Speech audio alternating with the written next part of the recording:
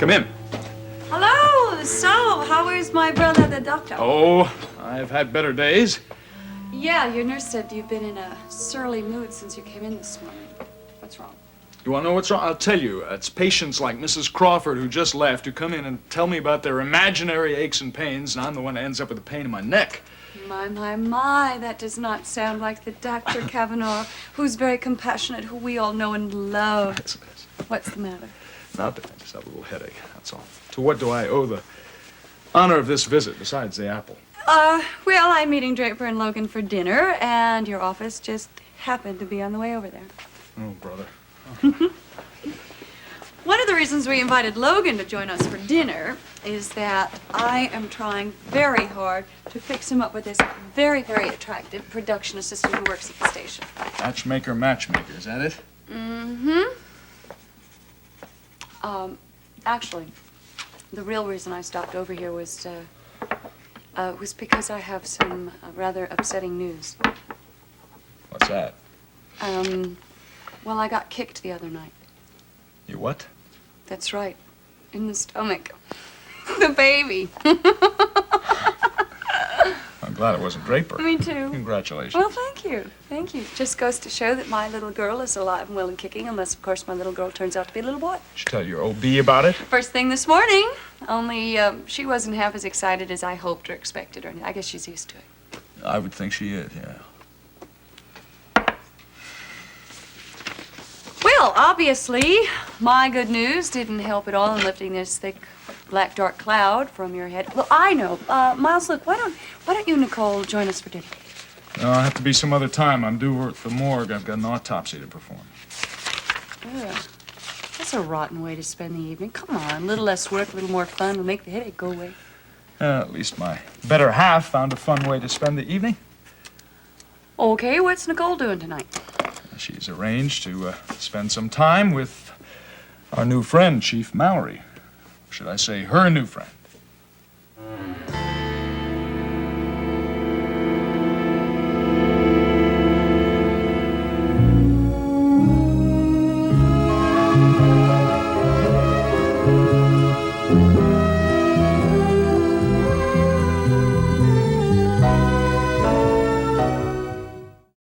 Oh, it's true. They are seeing each other.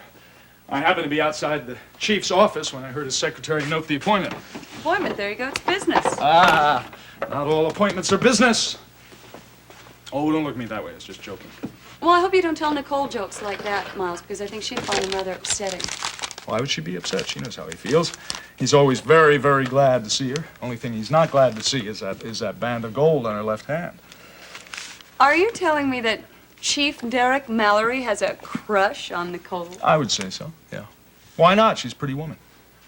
I think you're jealous. Oh, me? Yes. Oh, listen, when you're married to the most beautiful woman in town, you get used to that kind of thing. I'll tell you, no sooner did he call me in and ask me to do that autopsy tonight than I heard him and Nicole arranging to get together. Now, doesn't it look as if he wanted to get me out of the way? No, I think there's a perfectly innocent explanation, and it is business. I'm sure it's business. Well, they're meeting at the studio right after the 6 o'clock news. Probably going to cook up some news feature or Crime Stoppers report or something like that. Right. Look, if you can work through dinner, so can Nicole. Well, look, I hate to give you the bum's rush, but got to get you out of here. I got to finish this up before I go down to the morgue. Not that my patient there is going anyplace. Oh, Miles. Little med school humor, that's I don't know how you can do that kind of stuff. Believe me, I think it's gruesome. Are you kidding? It's the only time I get to practice medicine where the patient doesn't talk back to me. More med school humor, huh? Right. Listen, can I give you some sisterly advice, please? Sure, what? Quit your part-time job. You've been talking to Nicole, right? Yes, as a matter of fact, I You have. two could sing a little duet. That's all I've been hearing from her. I'm working too hard. I don't have enough free time. Well, it's true. I like my schedule just the way it is. Thank you very much. Miles, people I just have their... don't happen to be one of those doctors who enjoys using his time by playing golf or looking at the ups and downs of his No one investment is questioning your portfolio. dedication, Miles. I relax when I work. Practicing medicine is my life. I'm not going to change a thing, that's all. Well, I'm sorry, but I got to get going here. Yeah, I thought we were through for the day. She is. All right, no, I'll see her. Send her in. Emergency? No, just kind of consultation. Come in, Mrs. Madison. Oh, how good of you to see me on such short notice, Doctor. Mrs. Scott, hello. Hello. Did I stop by at a bad time? No, I was just leaving, really. Miles, I'll talk to you tomorrow. Okay. Bye. Bye-bye. Lovely girl, your sister. How can I help you, Mrs. Madison? Well, actually, I'm fine. I came by to see how you were feeling. How thoughtful of you. Oh, I was hoping those delusions you've been suffering from have passed. Don't recall any delusions, thank you. You still think that neighbor of Deborah's is me in disguise? That I've been giving her gifts of poisoned food? It's utterly absurd. I think it's a remarkable coincidence that as soon as I suggested that was exactly what was happening, Mrs. Corey just moved right out. Oh, well, that is a coincidence. But only that. Look, Mrs. Madison, let's not play this cat and mouse game, all right? As long as Mrs. Corey is gone for good, then I'm not going to need to tell a soul about the thing. Oh, I'm very pleased about that for your sake. Had you made those those baseless accusations, well, people would have thought you mad. Absolutely All right, well, paranoid. if that's all you came by to say, Oh, my, aren't we short-tempered? I'm late for an appointment. Oh, well, I'll be right on my way. Do you mind if I have a drink of water first? No, go ahead.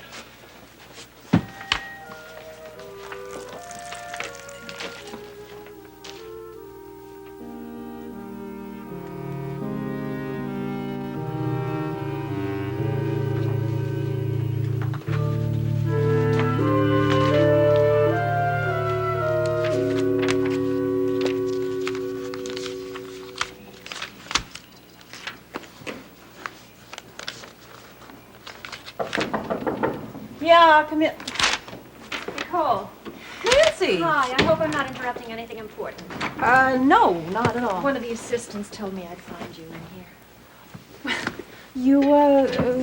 Margot had a meeting, and I just thought this was about the only place I was going to find any peace and quiet. Well, peace and quiet is exactly what I would like to have right now. You look upset. Something the matter? Well, it hasn't been one of my better days. Well, relax. Let me get you some coffee. How No, about some it's- tea? If no, you'd like thank you. something stronger, I think I can probably No, find something nothing. stashed away somewhere. Thanks, Nicole. Nancy, I don't think I've ever seen you look this agitated. What's the matter?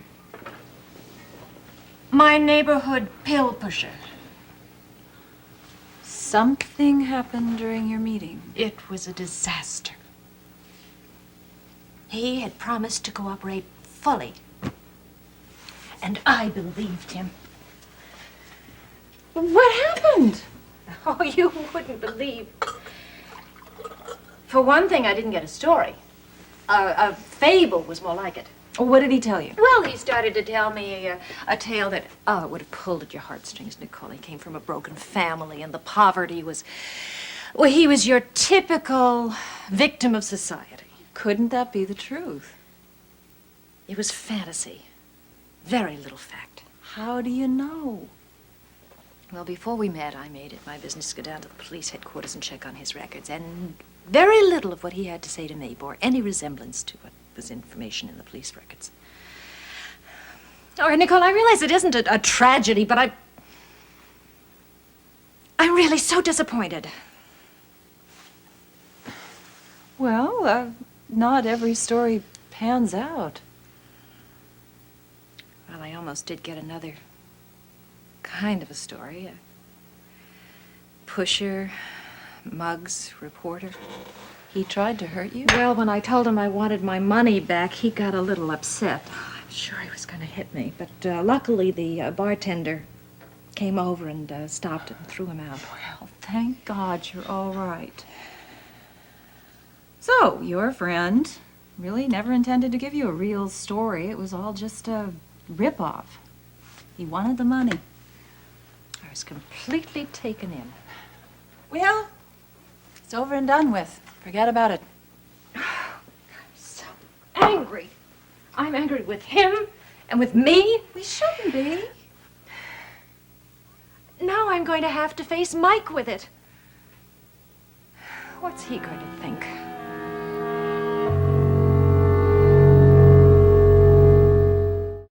when I told Mike about this interview, he said he thought I was biting off more than I could chew. You did your best. And I failed, and that makes it even worse. It wasn't your fault. You had no way of knowing. I lost control of the situation. The only way that Micah's gonna feel is going to be relieved. He's gonna be so happy that this guy didn't hurt you. You know, it's almost as if he knew exactly what was going to happen.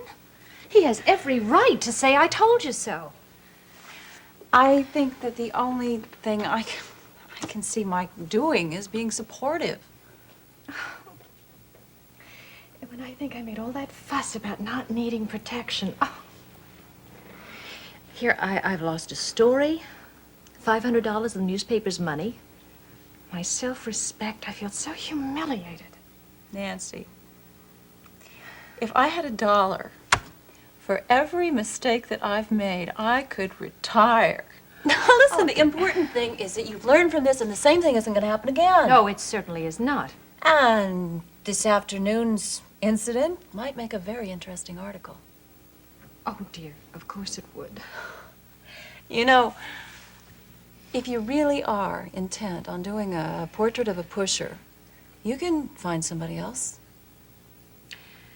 That young man owes me a story. Nancy, now please, you just have to chalk up this afternoon to experience. Any more contact with this guy could really be dangerous. Now, Hello, Nicole. I was told I could find you. Derek, hi. Mrs. Carr, it's nice to see you Gee, again. hello, nice to see you. It looks like I'm early. No, not at all. Derek and I are just going to discuss an appearance he's going to make on Monticello Movers and Shakers. Well, I was going to leave anyway. Oh, darling, thanks so much for listening. Anytime. Okay, all right. Oh, thank you, Chief. Right on. Bye-bye. Bye-bye, dear. Bye-bye. Well, I'm ready when you are. Sorry, it's not mine.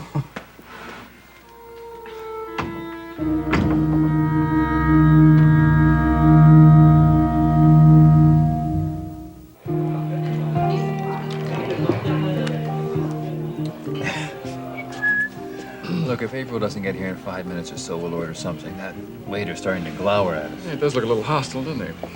Well, it's our fault. We got here early. You never get an easy rush hour when you need one. Look, I'm really glad you accept our invitation tonight. Me too. You've been spending a lot of nights by yourself in that office. Yeah. Well, tonight, though, I'm looking forward to good food, a little good wine, and some good conversation. Conversation. Which reminds me. I'm glad we got here early before April arrived. What? I wanted to talk to you about our topic for conversation tonight. You made up an agenda? It's women. Women. Yeah, April wants to talk to you about women. Oh, good. Women for you to meet, to date, to touch, to fondle. Dandy. Well, don't be surprised if somewhere between the soup and the salad, April whips out a list of eligible young women and starts extolling their virtues. Virtues? I mean, you didn't tell her that I'm not interested in virtuous young That's women? exactly what I told her. You know what she wanted to do? She wanted to have a surprise guest for dinner. She wanted one of her girlfriends just to drop by. I hate blind dates. I have always hated blind dates. I always will hate blind dates. Well, she agreed. She said that was a bit much. So she Thank would heavens. compromise. Instead of dinner, the girl would just show up for dessert. That's terrific. Right after the entree, I just leave nice No, and quiet. relax. She decided not to do that, so enjoy your meal. Thank you. I owe you one. But be forewarned. April's going to try to fix you up with one of her girlfriends. You don't suppose April's got a twin sister tucked away someplace? do you? No way, I've got the one and only. But I have seen some of her girlfriends. You could do a lot worse. Please, don't you start on that. Well, I'm really sorry I was late. I didn't mean Lady now? Fat. Thank you. Oh, thank you. May I serve you? Oh, white wine, please. The drawbridge was up, the one on Decatur Avenue. I didn't. Well, it was. Likely I didn't think story. that tug would ever get through. Well, I'm glad you're here. I thought maybe you got stuck in the office again. No, as a matter of fact, I got out early. I even stopped by to see Miles on the way. Oh, yeah? Well, why didn't you ask him and Nicole to join us? I did, but he's working tonight. Oh. To be honest, I don't think he'd be terribly good company tonight anyway. Problems? I don't know. He's really in a strange mood. He was very tense and irritable. and just distant, you know? Doesn't sound like Miles at all. No, it doesn't. You know, Nicole told me just the other day that she's worried about it. And now I can see why. I'd like to talk about how the latest round of budget cuts are going to affect the operations of my department. And that I've begun negotiations with the policemen's union. I want to see if they'll allow me to have one-man patrol units. Well, I'm certainly not having any trouble drawing up a long list of things to talk about. This could be one of our more interesting segments of Movers and Shakers. You know, as long as I don't freeze up the minute we go on the air. Oh, hey, that's not going to happen. You just have to think of this as conversation between two casual friends. I know one thing I want to include in this conversation, and that's that drug task force you've set up with Logan Swift's office. It's a very good point. You know, I can't impress upon you enough how much we want to see the streets of Monticello cleared of these...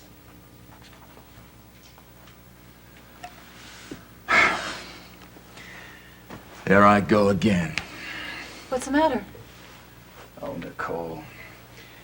Promise me the minute I start giving you answers that begin with things like, I can't impress upon you enough, or these are serious issues we're dealing with. Promise me that you'll kick me under the table, okay? Why? Because I would like to avoid sounding pompous. In case you haven't noticed, I've got a talent for it. I come off sounding like a know-it-all. I wind up making enemies. Okay, I'll kick you. If you really think that's going to help. Oh, I don't know all the answers. Hey, and I'm the first one to admit it. It's a healthy attitude. You know, fighting crime in any major city isn't just a matter of catching criminals. There are sociological, economical statistics and factors. Wow. It's just not so simple. I know what you mean. I know of a crime that was committed this very afternoon, and I don't think the perpetrator is ever going to be brought to justice. Why? What happened? Oh, a friend of mine was swindled out of a couple $100. The victim of a con artist? Well, that happens every day. Yeah, that is what it amounts to. She paid a man for certain information, and he never delivered, and, well, when she demanded her money back, he got a little rough, but she's all right. It's okay. Well, tell her to come down to police headquarters, make a formal complaint, and we'll bring him in. That's where it gets a little bit complicated. You see, she swore to keep this man's secrecy, and, you know, his identity in secret. This person wouldn't happen to be Nancy Carr, would it? Why do you think that? Because Nancy was in my office a couple of weeks ago when they brought in a young pusher named Benny Hayes for interrogation. Now, I also know through Logan Swift that Nancy was trying to connect with the pusher that she could pay in order to get information for the story she was writing. Sounds to me like she contacted Benny Hayes and he just ripped her off. Well, that's an interesting deduction. Elementary, my dear. Nevertheless, it's true, isn't it? She never mentioned any names. Has to be Benny. What about the money he took? Well, it wasn't her money, personally. I mean, the money was from the newspaper. It doesn't matter. It's a felony. You don't mind if I use the phone, do you? Well, what are you going to I'm do? going to do my job. Derek, Nancy told me what she told me in confidence. She swore to keep this man's identity a secret.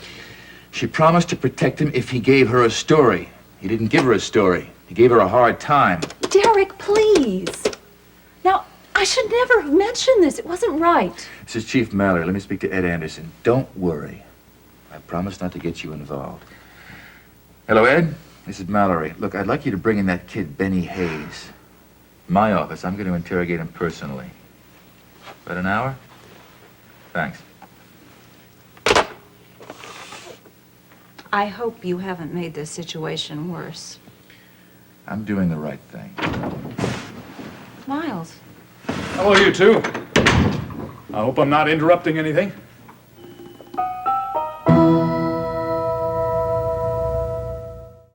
Miles, what are you doing here? I thought you'd be down in the police lab performing that autopsy. Well, that's why I thought I'd stop by. The autopsy's been postponed. I won't be able to do it tonight. What happened? Well, I have some more important things that I have to look after. Medical emergency? No, I wouldn't call them that. Well, Miles, I was counting on you. I'll see if I can get to it tomorrow night. Forget it. Dr. Fisher will be in the morning. He can take care of it. Miles, exactly what is it that you have to do that you had to cancel? Everything you had to do? To be with my lovely wife, that's what. Great. Only when you called and you said that you were going to be late, I made other plans for this evening, like the session with Derek. Cancel them. Cancel it. You're always telling me about how hard I've been working and that I've been neglecting you. Well, tonight it's just you and me, all right? Kyle! Come on. Just trying to show you how much I love you. Well, you're hurting me. I'm sorry. I'm sorry. It's not the time or the place, right? No, it isn't. All right. Forgive me. Forgive me. It won't happen again, I promise. Please. Honey, Look, I said I was sorry. Now, what more do I have to do?